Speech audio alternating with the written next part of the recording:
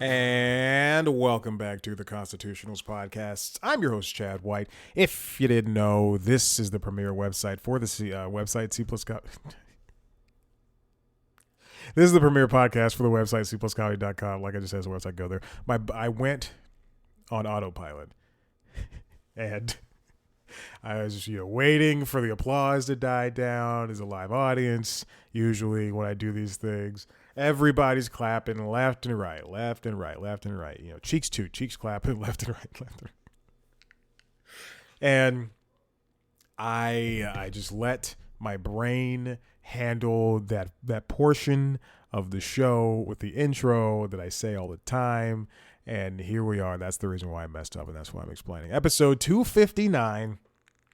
I just recorded. I'll give you a little behind the scenes. I just recorded the intro to an interview that I did several weeks ago, but it is, thank goodness, supposed to be scheduled this week to come out. Let me turn off the feed right there. And it's supposed to be coming out this week. And I just recorded that process, and that was really fun. Why am I talking? What is this show about? What's been going on? I saw the Super Mario Brothers movie, as well. Yeah, in the time that I've been gone, I saw the Super Mario Brothers movie. What else did I see? Let me check my Atom tickets and my AMC Stubs accounts. It's great that you can use Atom tickets to buy tickets wherever you go to movies for movie theaters, but also sometimes it's not all connected seamlessly. Anyway, I saw Dungeons and Dragons. I saw Scream. Truly, in the past 2 weeks, I've just been going to movies. During the day, I saw Scream 6, Dungeons and Dragons, Air, and the Super Mario Brothers movie, as well as, let me check the AMC thing. I saw John Wick and Chapter 4, and so that was all. So those were all, I'm not kidding, between March 28th and last Tuesday, which was April 11th. I saw so many movies. I saw 5 movies in the theaters, and I spent, obviously I could do AMC A-list, but that's $25 a month, and I just don't have that. So I just spent $50 in the past. Well, no, I use a lot of rewards for this. I use rewards for snacks during the Super Mario Brothers movie. I had some popcorn and an icy. The icy was a bad move because I was hyped up on sugar at 11 o'clock in the morning, 11:15. But you know what? Not a bad movie in the bunch. I enjoyed my time with every single one of those. I just can't believe Dungeons and Dragons. I cried at the end. There was something that happened that made me tear up, and I just felt a tear come down my face. Scream 6 was just fantastic. John Wick Chapter 4 is the best movie I've seen all year long so far. Air was great. Air was really good. And then Super Mario Brothers movie. There's a lot to enjoy there. And that's all I'll say about that one. Yeah, anyway, I had a good time. The movies are great. I'm glad that they're back. And yeah, let's get on with the news. All right. This comes from Deadline, written by Nelly Andriva. Netflix orders its first pilot ever comedy, Little Sky.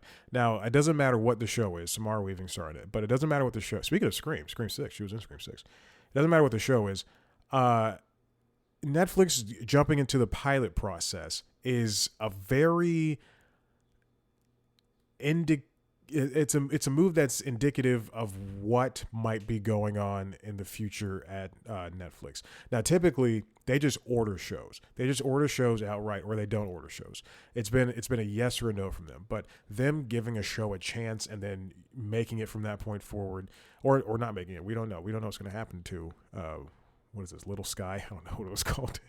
But we have no idea what's going to happen when it comes to this pilot process. So typically, with a broadcaster, a cabler, a premium cable network, do you make a pilot for a show? There's a lot of different ways this could happen, but you make a pilot for a show, and they either say yes or no. The pilot is just what almost always is the first episode of the show. A lot of times these can be reordered. They can be recasted. It doesn't really matter, but most of the time you get the original pilot of the show. And the first episode of the show is the original pilot show. And then there's other times where it's just like a pilot presentation where they're making it to show that the show is going to be good and profitable. Then they'll remake the pilot. It's a lot of different things. But Netflix actually stepping into this is just a very it's an out of pocket. I don't know what people say. It's a non-Netflix move for them.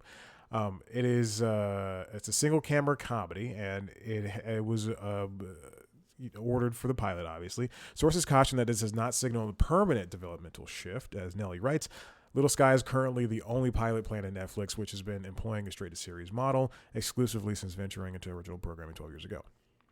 Nelly writes that I hear this decision was specific to Little Sky, as executives were high on the concept but wanted to see a pilot to make sure the tone and chemistry of the large ensemble were right, setting up the project for success. Now, this could actually, even though they say that this is not something that's going to happen from now on, there could be a point where they have these high-profile shows like Amazon's, I don't know why this is coming in my head, but like Amazon Shrinking, or the one with the couple of space shows they have there. What other big ensemble shows does Netflix have coming out? I don't know, but a show that has a lot of promise, like the Lord of the Rings, like what if Amazon Prime did a pilot for Lord of the Rings, like HBO did for that spinoff for the Game of Thrones that just didn't get picked up. What? Not House of the Dragon, the other one. Anyway, there's it's just they're trying to test the waters to see how it's going to affect them. I have a cat hair on my mouth. It's ridiculous. Jesus. And really see if they could if they like it. Now with the pilot, everyone gets paid. People, the person who created it, the director, the crew, the cast members, you're not doing a job for free. You're going to get paid to do the show. You're doing a 30-minute thing. You're getting paid to do it. What usually happens is they make these pilots and it doesn't move forward. And then sometimes you're allowed to shop it around, but that doesn't happen all the time. Little Sky Center, I don't know. I don't really care what.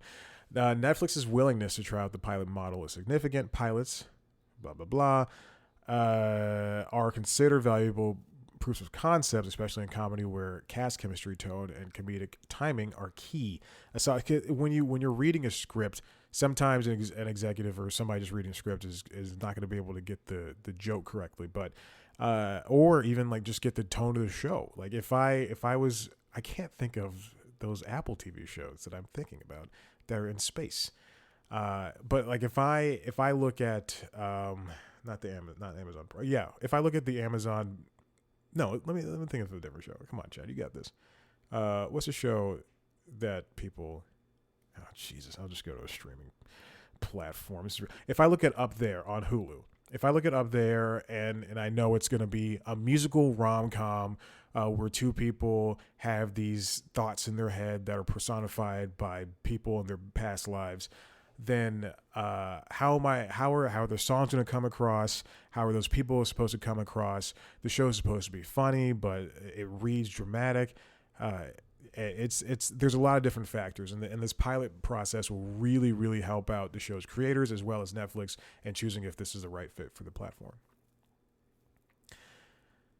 The comedy creative community has been hoping that Netflix would soften its long-standing no-pilot stance, first after Bela Baharia, who comes from a broadcast background, was named head of Global TV in September 2020, and especially after she brought in network veteran Tracy Pacasta as head of comedy in November 2020 to work alongside another former broadcast comedy executive, VP Andy Weil. Yeah, I think comedy pilots would definitely help them out in the long run. And what is the show star? Jesus, what is the show that was the ABC show? I'm sorry. Let's see. I'm sorry. Starring. Oh, so you know what? I got it. There we go. I got it. Don't worry. There's a show in particular that I'm thinking about, starring Soraya Blue Excuse me, Rao. I don't know why I said blue. I don't know where that came from. And it's called I Feel Bad, not I'm Sorry. It's called I Feel Bad. Now, if you remember in the pilot, there's the episode I Don't Want to Turn Into My Mother. Aisling B was the best friend of the main character, Soraya Blue. So that's why I call her Soraya. Yeah, Soraya Blue. Her last name is Rao, but the name she uses as an actress is Blue. Okay. Anyway, the best friend is played by Aisling B, and she was only in the pilot and never to be heard from again in the rest of the series, because I did watch the rest of the series and it was not good. But yeah, so things change in the pilot process, and it could really be a factor in why a show works or what doesn't work, and what they need to take out, what they need to add in. Pilots are great. Okay, now let's move on. Amazon Studios. This is from Kim Masters at The Hollywood Reporter. Inside Amazon Studios, this is an old story. Big swings hampered by confusion and frustration.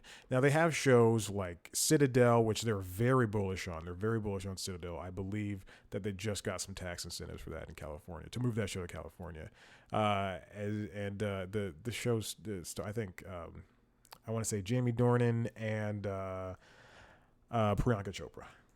Let me see if I'm right. Richard Madden. It's a white guy. And Priyanka Chopra. and then the show Daisy Jones and the Six, which is apparently very good. I have no interest in watching it because there's no people of color in it. Insiders complain that there's still no vision for what an Amazon Prime show is. But Chief Jin Salk says they're missing the point. Quote, you don't reverse engineer true creative vision. Now, there was a point a couple of years ago when Jeff Bezos said that specifically they want Amazon to have their own Game of Thrones, and that was supposed to be the Lord of the Rings, Rings of Power. And I don't think a lot of people even finished that show, even though they're bringing it back. And I mean, it's fine. And I'll watch it at some point, but I do believe that them taking like huge, massive swings, shows like Good Omens, Citadel, which is Citadel supposed to have a worldwide appeal. What else? The Marvelous Mrs. Maisel, movies like Auto Wing and a Prayer, producing movies like Air, the Nike movie, the Jack Ryan show Swarm. Like the League of Their Own, which is for some reason coming back for a shortened second season. I don't watch that show, but I don't understand why. It's based on a property. People really liked it. Why are you bringing it back for 4 episodes? Bring it back for a full season. Don't cancel shows like that. But them taking these huge swings, I don't think it's really working out for them in terms of people wanting to continue to make things for the Amazon Prime service. Now, of course, I'll make anything for them if they want, but whatever. The Rings of Power, for instance, had a 37% domestic completion rate, which means people who watch the entire series. 37%. I don't know if that's overseas. It was 45%. 50% completion rate written here says would be a solid but not spectacular result according to insiders. I don't know if that, if Stranger Things is something that's something that Netflix releases, or if that's something that Apple does, or Disney Plus, or whatever. But to me, it seems as they're trying to push something that's not exactly there. And I think there needs to be a balance between both types of shows. There needs to be a show that can be a blockbuster, a show that can be something that with a cult following, and if you as big of a chance you take on Lord of the Rings, you should probably do the same thing for shows like I'm just going to say Swarm, because Swarm is a smaller show, even though it's made by Donald Glover and it stars Dominique Fishback. Again, I've never watched these shows. I can just pull this at the top of my head. According to Salk, Lord of the Rings, The Rings of Power has worked. This desire to paint the show as anything less than a success is not reflective of any conversation I'm having internally. There's a second season with more dramatic story turns. It's a huge opportunity for us. The first season required a lot of setting up. there is a lot of people within the company who are let's see, who think that Amazon Studios is very confusing and not a very not a good place with its head on straight. That like Amazon just recently purchased MGM last year for 8.5 billion, and there's no reason right now I believe the idea with all that MGM stuff is to just reboot a lot of series that MGM has. So that would include things like Legally Blonde. That would include I don't know, whatever MGM has on its roster. They could easily reboot and redo, and maybe that's going to be the thing that's going to bolster up the service. You know, Amazon Prime Video does a great thing of they have a great studio section in that they know what to produce. They have Air. They have other movies that have been nominated for Oscars and awards and everything, and have stood out above Netflix movies and above Warner Bros. Movies and everything. But it just doesn't. It seems like they want to have it's the mission statement is disjointed, and it feels like it doesn't make sense. If you hear any noise, I have the balcony door open so Nova can go in and out as she pleases. It's chilly, but I do what I can. The question that makes many in Hollywood nervous is whether the Amazon Studios overlords in Seattle believe they're getting enough bang for their mega bucks. Amazon's the last of the few studios that hasn't done any belt tightening as of late. We know that Warner is kind of turning to Amazon's point and doing and trying to take these giant safe blockbuster swings and not really worrying or doing the things that Warner Bros. Discovery that old Warner Brothers used to do. Like Apple, Amazon is not a traditional entertainment company, but a huge retailer with a side hustle in Hollywood. And the thing I think about Apple is that they produce less. It feels like they kind of have a rhythm with output because you're getting one new episode of a show every week, or like 2 episodes of 2 different shows every week. And it feels like there's a little bit more of synergy over at Apple because all of their shows are either dramatic or comedy. Sometimes there's some reality stuff and there's some sports stuff, but it's dramatic or comedy. And the comedies are kind of in one lane, like they're all kind of the same single camera thing, and then the drama stuff is all kind of one thing. There needs to be a cohesion, and it just doesn't feel like there is when it comes to Prime Video. I'll say this: Prime Video is the least watched streaming service that I still pay for. And at points, there are points where I'm like, okay, well, I have to watch something on Prime Video this week because I did not watch anything for a month straight. Otherwise, I'm wasting money. I want to see. I really want to see what's going to happen. We'll see this Mr. and Mrs. Smith reboot with Phoebe Waller-Bridge for the first time starring in a movie opposite a black person, which is I don't think she's ever done before. Even in this new Indiana Jones movie, there's not a person of color, which is ridiculous to me. Because she rewrote the bits and jokes for it. I don't know why. Anyway, just saying.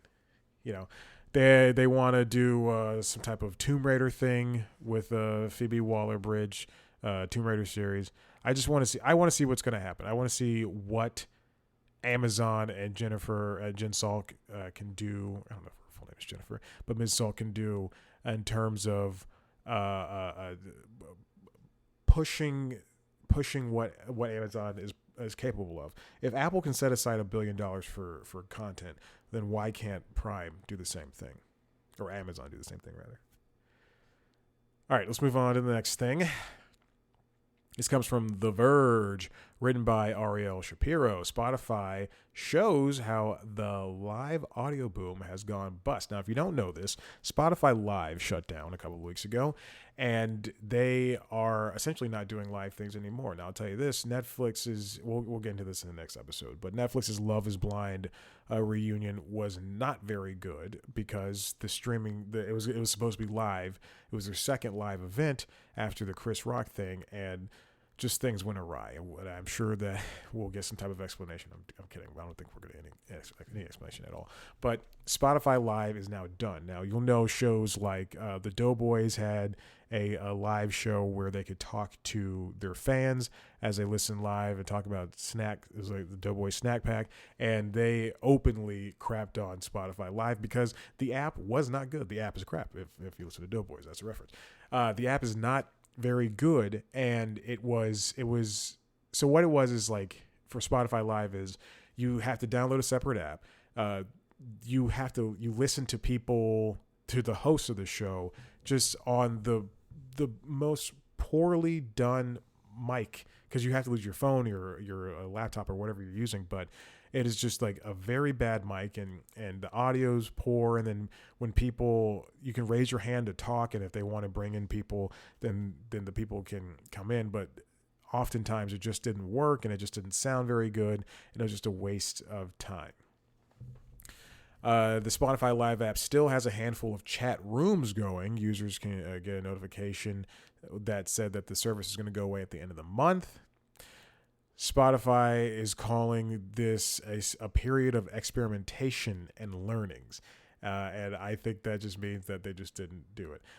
This was Spotify Live stemmed, and Twitter, I think Spaces is what it was called, and just like other live audio apps stemmed from Clubhouse in spring of 2020, which was only buoyed because of the pandemic, which was another live chat thing that had a valuation of $4 billion, and people just wanted to use it because it was a thing where you could like talk live and everything. And I remember like, oh my gosh, that being the biggest thing, and it was invite only, and that was really hampering it. And I think it still is.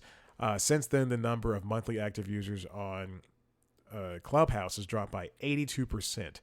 According to data from Sensor Tower, which is so friggin' stupid. Reddit shut down Reddit Talk. Spotify built its live product by acquiring Betty Labs in 2021 for more than $60 million. Imagine, like, this just happened with Parler, too, which was that right-wing social network, the alternative to Twitter, the alt-Twitter, the alt-Twitter-tive. They the company that bought Parler last week said it was going to shut down the site because it was there's no reason for a right wing a social media thing to. I think their words were like something along the lines of there's no reason for this to exist, and if they're going to be spreading hate and prejudice and stuff like that. Like, imagine buying a company just to shut it down. It's like buying a horrible company that people did not like just to shut it down. But that's what Spotify did with Betty Labs. I don't know if the company was horrible, but they bought them to use their technology because this whole live audio thing was hot, and then boom, we're done. What remains of the live audio ecosystem aside from Clubhouse is Twitter and Amazon's AMP. Twitter Spaces emerged around the same time. As a platform, Twitter made the most sense for topical conversations, and it was well on its way to building Spaces into a comprehensive audio product, complete with playlist mixing podcasts with chat rooms. Then Elon Musk took over, the podcasts were thrown out, and most of the Spaces teams were laid off. It may not go away, but Spaces is clearly not the priority while the company tries to salvage the situation. AMP, despite its layoffs, could prove to be more interesting. Though it does have chat shows, it is billed as a, quote, live radio app where would-be DJs can curate their own music stations and utilize these kinds of social features that came out of the live audio boom. Are people still really clamoring for this, though? Because if I wanted a live radio aspect, I would rather just call into a Sirius XM station. I would rather call into a podcast, if anything. A chat room type deal doesn't really work in today's age, especially when you have things like Discord, especially when you can just, go to Reddit or Twitter and type up whatever racist thing you want to say and put it out there. Hey, Reddit's not a racist platform. It is. And it just, a lot of these things just don't seem to make sense in the long run. Someone's using the hose outside. Okay. This next thing comes from the Wall Street Journal. Who owns SpongeBob? AI shakes Hollywood's creative foundation. Written by Jessica Tunkel and Sarah Kraus. Okay. People have been utilizing ChatGPT and DALL-E and AI tools and like that for the past couple of months. And it's really been rocking the entertainment industry. There are musical artists who don't want the technology implemented at any juncture at all. Same thing for writers. Same thing for just people in the creative fields at all. They don't want their works to be improved upon. What is the thing I'm thinking of? Not improved upon. To be referenced at all from these DALL-E and all these other AI tools because people can just take it and use it for their gain as stealing from the artists. Writers don't want writers to be replaced on TV shows and movies because someone can just type in, write a script for a new episode of Mad Men set 20 years into the future or something along those lines. These AI tools are going to be kind of dangerous, and we have to keep an eye on them in the long run. And it's just something that you really have to, I think, get ahead of. In February, the courts are in early stages of testing how copyright law applies to AI models and the work they generate. In February, Getty Images sued Stability AI, the company that creates images based on text queries. The suit alleges that Stability AI used more than 12 million photographs from Getty's catalogs without permission to build its image generating software. Stability AI said it doesn't comment on pending litigation. And people when photographers shoot something and for Getty and they get paid, and Getty gets paid because you're licensing out that copyright for that photo or what have you, or someone makes a beat for a website that sells beats, and then that person gets a cut, and then the website gets a cut. You don't want these things to be stolen, and it's all getting kind of muddy and murky until the United States, really, until laws and regulations are passed for copyright that cover AI, because right now it doesn't really work like that. The U.S. Copyright Office said in March that it started studying issues raised by generative AI. Okay, this sentence is wrong. Raised by AI generative technologies, including the use of copyrighted materials to train AI models. In February, the office amended a copyright it had previously granted for a comic book after officials learned that images in the work were made with the help of Midjourney, the text-to-image AI tool, and weren't, quote, the product of human authorship.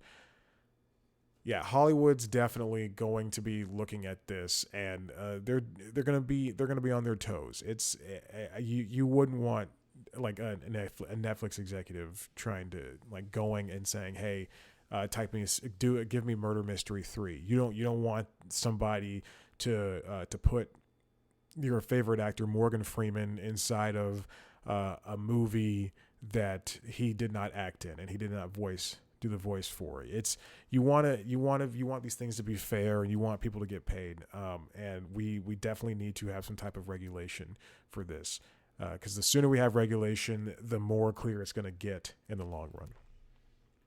And finally, this one comes from NPR, written by David Folkenfilk.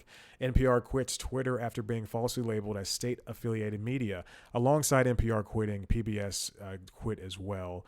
Now, the problem is that NPR, with its 52 official Twitter feeds, has been labeled the complete wrong thing. This, if you don't know, Elon Musk he introduced subscriptions for the blue checks, and people don't want to pay that. Well, media companies don't want to pay that. Celebrities don't want to pay that for $8 a month just to keep the thing that they already had before.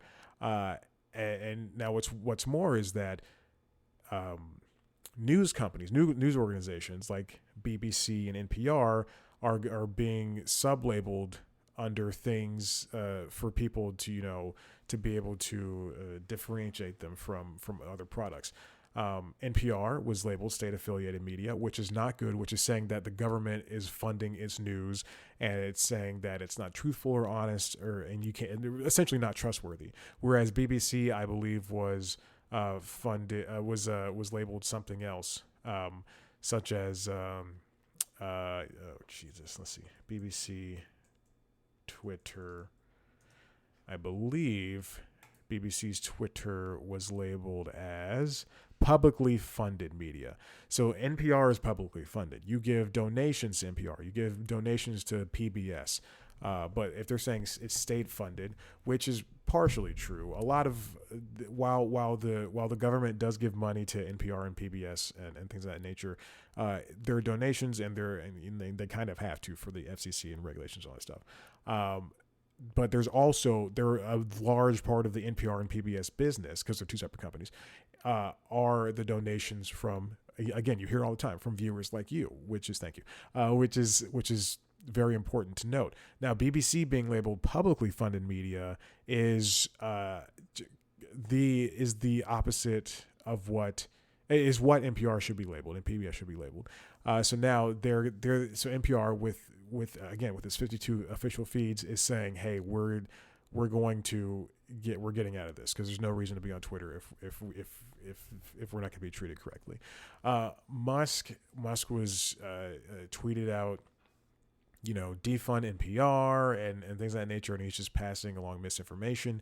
And it's important to note that if Twitter, which by all means is a website that I dislike, but if Twitter is going down this continued rabbit hole of garbage, quite frankly, and misinformation, it is one of the single business news aggregate business. Excuse me, one of the single biggest news aggregates in the world. That with it also being a social media network. Now, with this continued kind of lack of oversight, like real oversight, there with companies like CNN and NPR and BBC and just pulling out of there, there's going to be a lot of misinformation spread, and you're going to have a lot of just bad people out there doing bad things and talking about bad things. So we shouldn't want this. There needs to be some sort of reconciliation between the Twitter, the company, and NPR, the company. But right now, NPR is dumping Twitter, and so is PBS. And I eagerly wait to see if other news organizations do the same thing. New York Times, they lost their blue check because they're not going to pay. USA Today and BBC have apparently paid for their checks, which I'm looking at right now on Twitter. But New York Times' Twitter check is gone. They shouldn't pay. Bill Gates paid. But why?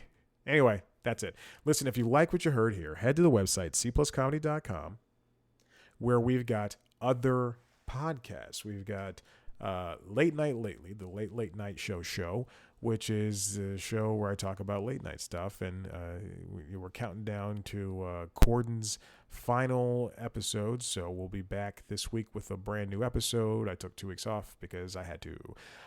You can also listen to LinkedIn Logs, which is a show where I try to become a LinkedIn influencer. And it's a fun show. Definitely listen to me. And if you got a job, hire me, baby. If you want to see a video version of all those shows and all these podcasts, head to youtube.com/cpluscomedy, where you can see me sitting in my Peloton shirt, waiting to hear back from you, baby. You can also watch News Time, which is our daily show type show, except it's way less funny. You can follow us on Twitter, Instagram, Facebook, and TikTok at @cpluscomedy. Follow me on those platforms at Chad Black White. Rate, review, subscribe, tell your friends about it, and thank you for listening, and maybe I will see you next time. Bye-bye.